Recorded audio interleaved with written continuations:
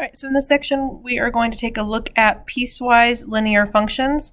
So kind of as the name suggests, with piecewise functions, you are looking at pieces of different functions and kind of putting them together to make one whole function.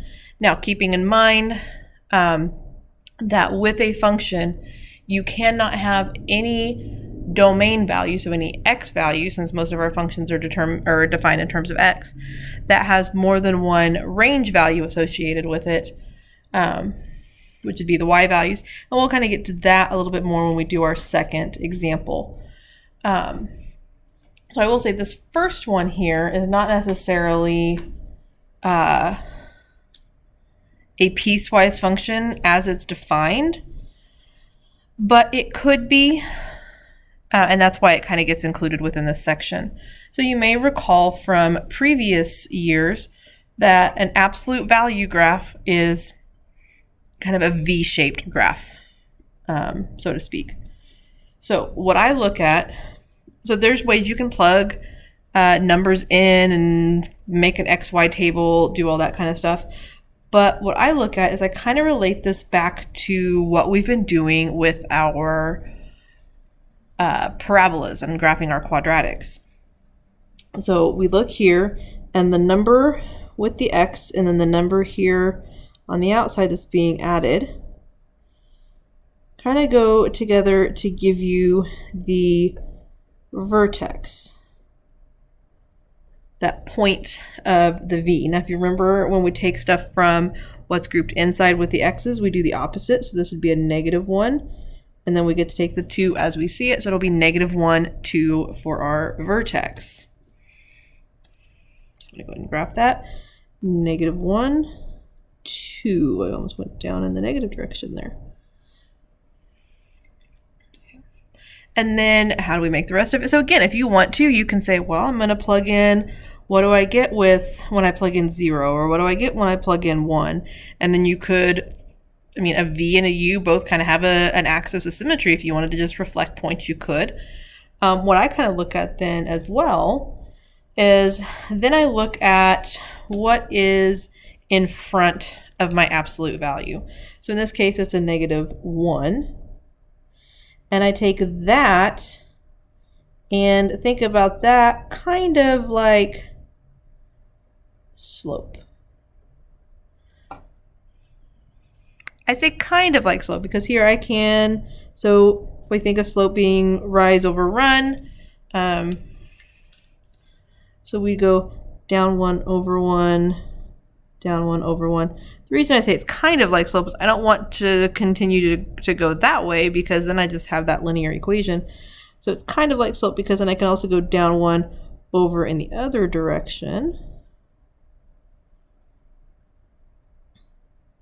So regardless of the direction I'm running, I'm always going to go down 1 on this one because of that -1. Now let's say if it was 3, then I would go up 3 and then over in either direction. And then I get that kind of V-shaped graph, or in this case, it's an upside down V.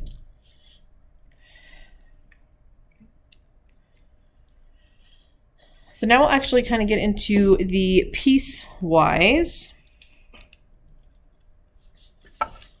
Okay, I'm going to write the equation out and then I will move the paper up a little bit here.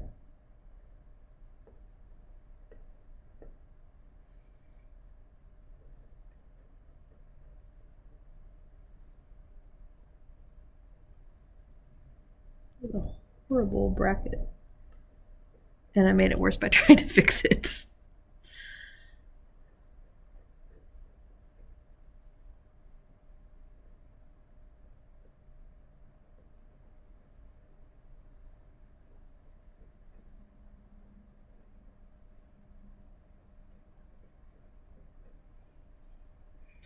So usually you kind of have that curly bracket, and like I said, I made it worse trying to fix it, but you know, we'll go with it.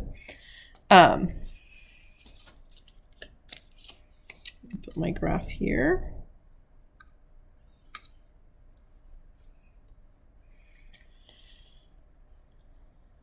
I should probably write my equation correct, or my function correctly, because I can't have greater than or equal to and less than or equal to. So this one was just supposed to be if x is greater than -1. So you'll notice -1 is kind of a key point on both graphs. Let me move the paper up like I said I was going to do. So you notice -1 is a key point on both pieces of this function. So what we're going to do is we are going to go ahead and plug -1 in for both functions. So anytime you have those kind of key points, you will plug those in for both of your functions.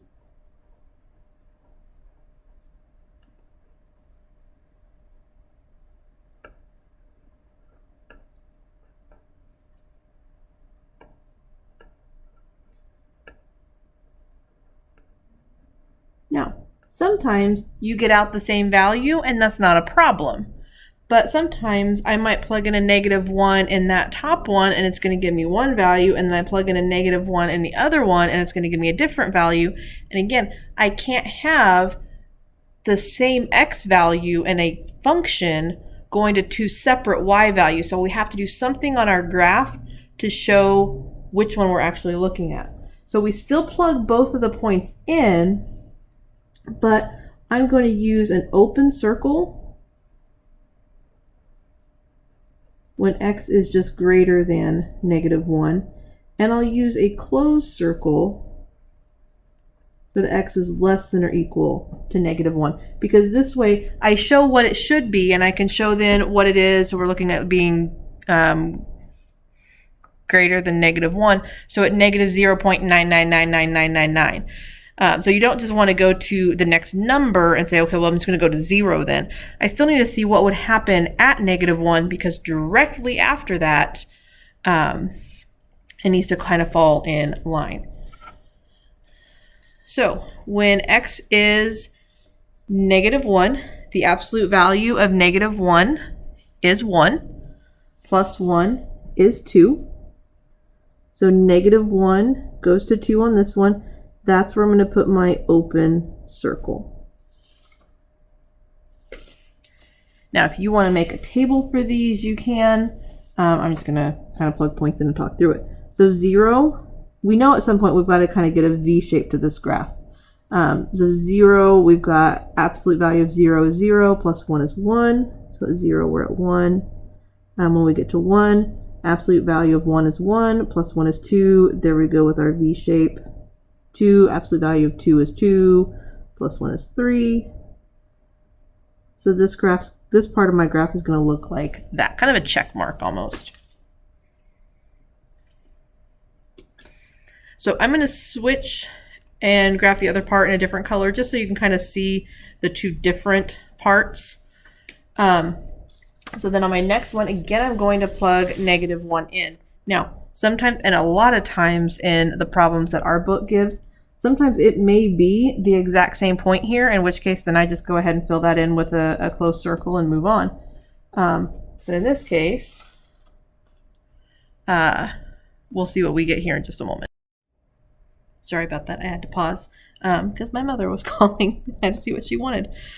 So we are going to go ahead and plug in the -1 into the other function. We'll see, in this case, we actually do not get the same value, because we would have -1 minus 1 would give us -2. So this is where I'll have the closed circle. So again, if I'm looking at this function, I don't actually have 2 points here because I do not have a point right here. That's an open circle. But once I go past immediately to the right of -1, I know I jump from this piece of the graph once we finish graphing the rest of it, and I go up to this one. So we can look at some of the other ones. -2 minus 1 would be -3. -3 minus 1 would be -4. So this piece looks like this. So anything from -infinity up to and including -1, I'm at this bottom piece of my graph.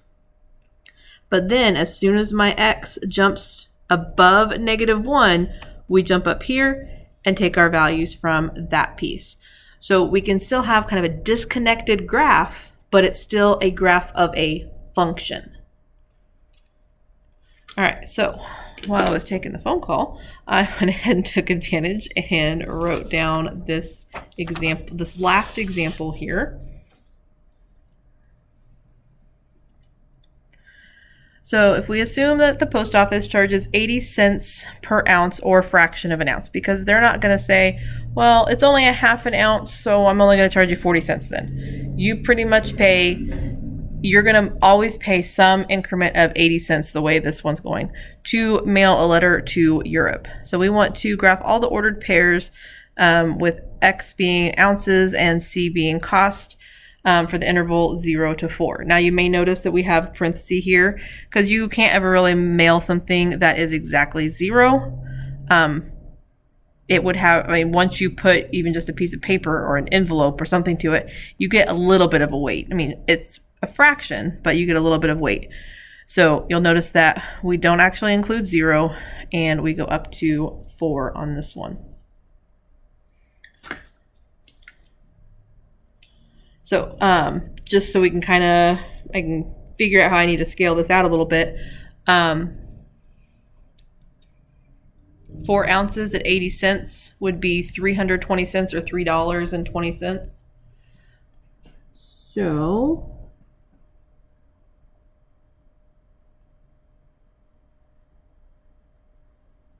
I think I can. Sorry, I feel a little bit like Thomas the Train with my I think I can.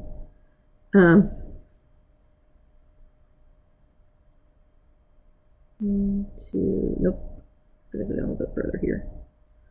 So that's 1, 2, 3. So I can have, that's a half. And I can space those, I like kind of section those off a little bit more if I would need to. So ounces then. So this is going to be cost. And I'm going ahead and putting my cost as dollars. It's a really bad dollar sign. And then here, this is going to be ounces. I'm going to go and just write that off to the side because once I actually section this off, I don't have space to write that underneath.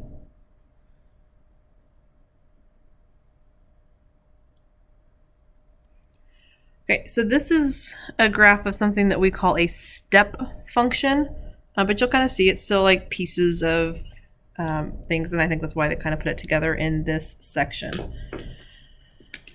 So we're going to graph pieces of this graph. So again, I am never going to really have something that is exactly 0 ounces. But anything above that, if it's half an ounce, if it's 2/3 of an ounce, if it's exactly 1 ounce, it's going to cost 80 cents. So at 1, we're going to be up here at about 80. But we're at 80 on everything leading up to that. So I'm going to go over here to about where 80 would be. Put an open circle there. So this is what's going to happen is I just have a straight line with a point right there.